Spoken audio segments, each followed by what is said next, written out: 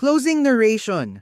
Hollywood shines bright, red carpets, wedding bells, love stories na parang pelikula.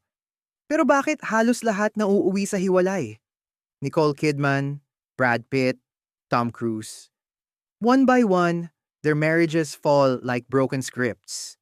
Fame, beauty, money, lahat meron na sila.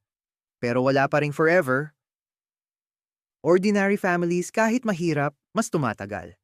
Dahil ang totoong love, hindi nakikita sa spotlight, kundi sa sacrifices, sa pasensya, at sa tiwala. And here's the truth. Marriage is not a contract to cancel, but a covenant to keep. Hollywood may celebrate divorce, but heaven celebrates forever.